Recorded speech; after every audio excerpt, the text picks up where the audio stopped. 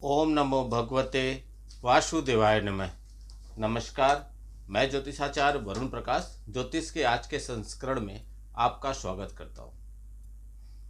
मैंने राजनीतिक भविष्यवाणी की थी कि इस वर्ष जो प्रथम चुनाव है, जो अब पहला चुनाव इस वर्ष का पड़ेगा, वह दिल्ली का चुनाव होगा। दिल्ली जो केंद्र में है, दिल्ली जहाँ से पूरे देश की राजनीति बनती बिगड़ती है, उस जगह का चुनाव होगा। दिल्ली हमेशा सरगर्मियों में रहने वाला प्रदेश है। तो दिल्ली के चुनाव के बारे में मैंने एक प्रिडिक्शन दिया था आपको कि कितना क्या प्रभाव पड़ेगा, किस पार्टी का वर्चस्व रहेगा, कौन सी पार्टी सत्ता में आएगी, किसका कैसा प्रभाव रहेगा। तो बाद में हमको कमेंट बॉक्स में और कुछ लोगों ने व्यक्तिगत रूप से फ़ोन करके रिक्वेस्ट किया कि हमको सीटों की संख्या के हिसाब से प्रिडिक्शन भी बताइए, जिससे हम जान सकें कि कैसा रहेगा। तो सबसे पहले मैं दो चीज़ बात क्लियर कर देना चाहता हूं कि मैं कोई भी पार्टी का पक्षपात नहीं कर सकता और नहीं करता हूं। मैं कोई भी राजनीतिक व्यक्ति नहीं हूं।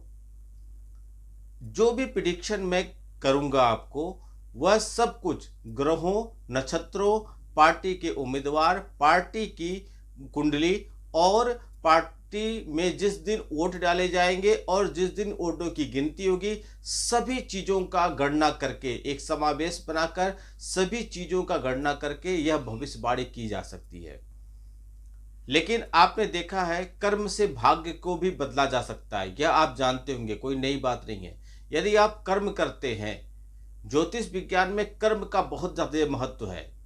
यदि कोई कह दे कि आपका ये राशि है और आपका यह राशि बहुत उत्तम है, तो निश्चिंत होकर बैठ जाने से वह राशि आपको मदद नहीं करेगी। जब आप कर्म करेंगे तो कर्म में वह राशि आपको दौड़ने में, यदि आप चल रहे हैं तो आपको धक्का देकर दौड़ा के आप 1 रुपया कमाते हैं, तो धक्का देकर आपको 10 रुपया कमाने का मतलब वो आपको बढ़ाएगा। लेकिन बढ़ाएगा तभी जब आप शुरू करेंगे, कुछ भी करेंगे, तभी तो उसी चीज़ में आपको बढ़ोतरी होगी। यदि आप कुछ नहीं करेंगे तो आपको सफलता कैसे मिलेगी, बताइए। तो यदि मैं जो किसी को कुछ उपाय बता रहा हूँ, राजनीतिक दल के लोग आते हैं मेरे पास, हर पार्टी के लोग आते हैं मेरे पास, और यदि वो कुंडली का विश्लेषण कराते हैं, यदि उनकी कुंडली में नहीं सत्ता का योग है, लेकिन यदि वह उससे संबंधित जो उपाय है वह करते हैं, तो जरूर उनके पक्ष में कुछ कुछ परिवर्तन होता है।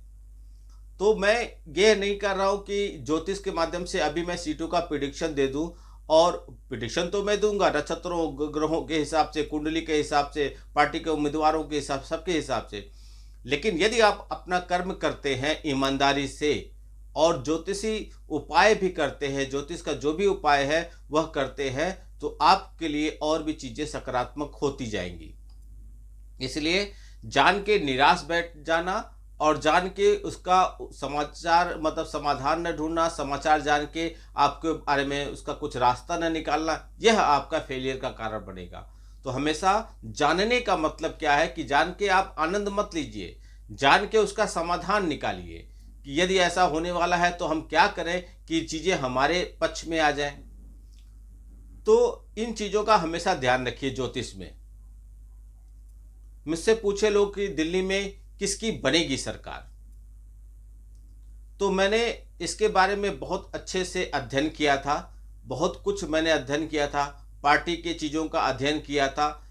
लेकिन मैं आपको छोटा सा एक उदाहरण दूं कि 7 जनवरी को दोपहर 2 बजे जब दिल्ली में चुनाव की तारीखों का ऐलान हुआ था, तो उस समय पौष मास का शुक्ल पक्ष की आपका जो अष्टमी तिथि थी, और वह सिद्ध योग कहलाता है।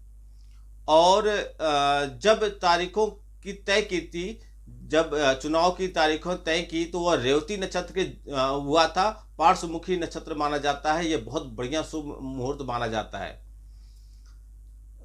आपको मैं बताऊं तो 5 फरवरी में दिल्ली में वोट डाले जाएंगे और गिनती 8 फरवरी को होगी। विशेषकर चुनाव आयोग ने दिल्ली विधानसभा चुनाव का डेट अष्टमी की तिथि में किया है, वहीं मतदान भी अष्टमी की तिथि में होगा। और उस दिन चंद्रमा मंगल के मेष राशि में प्रवेश करेंगे, गोचर होगा उनका। वोटों की जिस दिन गिनती होगी वह 8 फरवरी होगा और एकादशी का तिथि रहेगा और उसमें चंद्रमा मिथुन राशि में होंगे। तो यह सब चीज़ों का, और इसके पहले अभी देवगुरु बृहस्पति का अभी जिस राशि में है, और शनि अभी आपके कुंभ राशि में है, और उसके बाद राहु केतु का प्रभाव, इन सभी चीज़ों के गणना करके जब मैंने निष्कर्ष निकाला कि क्या हो सकता है, तो सभी पार्टियों ने लगभग लगभग अपने सभी उम्मीदवार का डिक्लेयर कर दिया। बीजेपी के अभी कुछ सीटों की अभी उम्मीदवार का डिक्लेरेशन नहीं हुआ है, लेकिन मतलब लगभग लगभग हो चुके हैं। तो जितना हुआ है उसके आधार पे चुनाव की तारीख, उम्मीदवारों की कुंडली, पार्टी की कुंडली, पार्टी के जो प्रमुख नेता है उनकी कुंडली, इन सभी चीज़ों का अध्ययन मैंने किया। तो वो अध्ययन करने के बाद मैं निष्कर्ष पे निकाला कि आम आदमी पार्टी, जिसमें केजरीवाल जी हैं, जो पार्टी के प्रमुख नेता हैं, जिनके इर्द गिर्द पूरी पार्टी घूमती है। वैसे तो अभी आतिशी जी दिल्ली के चीफ मिनिस्टर हैं, लेकिन चुनाव तो हो रहा है केजरीवाल जी के सीएम के मुख पे, उनके तो अगले सीएम बनेंगे केजरीवाल जी, इस पे चुनाव हो रहा है। तो केजरीवाल जी की जो कुंडली और आम आदमी पार्टी की जो कुंडली मैंने पूरा विश्लेषण किया, तो उसके निष्कर्ष ये निकाला कि इस चुनाव में आम आदमी पार्टी को नुकसान होगा। परिस्थितियां इनके विपरीत दिख रही हैं, और जो सीटों की संख्या है वह सीटों की संख्या काफी हद तक कम हो जाएगा। उनको हताशा होगी और पूर्ण बहुमत के करीब करीब रह के, लेकिन पूर्ण बहुमत से चूक जाएंगे, लेकिन टक्कर मजबूत देंगे, टक्कर मजबूत होगी। बीजेपी पार्टी के कोई भी सीएम पद का फेस नहीं डिक्लेयर हुआ है, तो ज्योतिषी गणना के अनुसार ऐसा लग रहा है, आम आदमी पार्टी और बीजेपी और कांग्रेस की बात करें तो तीनों में ज्योतिषी गणना के हिसाब से भारतीय जनता पार्टी का कुंडली और पार्टियों के उम्मीदवार की कुंडली मजबूत दिखाई दे रही है। लेकिन जितना मैंने गणना किया है उसके हिसाब से इस चुनाव में कांग्रेस को 0 से 4 सीट आने की संभावना है। 1-2 सीट की प्लस माइनस हो सकता है।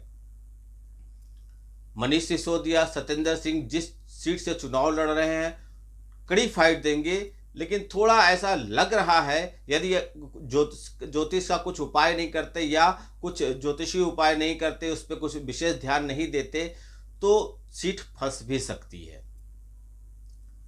बीजेपी का जो ऐसा मुझे दिख रहा है कि उनके राशि में सूर्य का प्रवेश होगा और वृषभ में बृहस्पति इसमें गोचर कर रहे हैं। उनकी गणना के हिसाब से लग रहा है कि इस बार वो सरकार बना लेंगे, लेकिन यह चुनाव एकदम किसी को भी सटीक मेजोरिटी आने की संभावना नहीं दिख रही है। वैसे तो एक गणना के हिसाब से तो यह पता चल रहा है कि भारतीय जनता पार्टी को 41 plus minus 3 seat, 41 plus minus 3 seat होने की संभावना दिख रही है, लेकिन एकदम एक जगह गणना पे ऐसा दिख रहा है। लेकिन बाकी गणनाओं पे मैंने और चीजों पे देखा तो लग रहा है कि किसी भी पार्टी को पूर्ण बहुमत तो नहीं मिलेगी। जोड़ तोड़ का इसमें इस बार होगा। छोटी पार्टियों का बहुत बोलबाला रहेगा, उनकी मान सम्मान, उनको इज्जत दिया जाएगा, क्योंकि वो जिधर जाएंगे उनकी सत्ता बनेगी। और जोड़ तोड़ में जो भी पार्टी महारत है, जिसके चाणक्य मजबूत है, तो उसकी सरकार बनने की पूरी संभावना दिख रही है।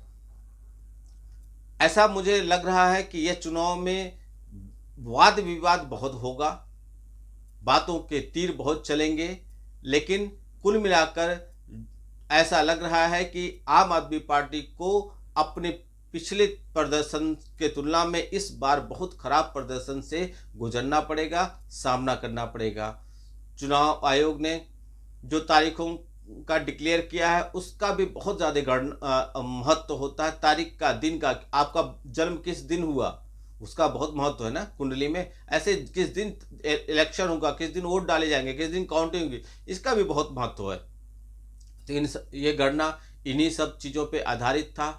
बाकी ईश्वर की इच्छा है।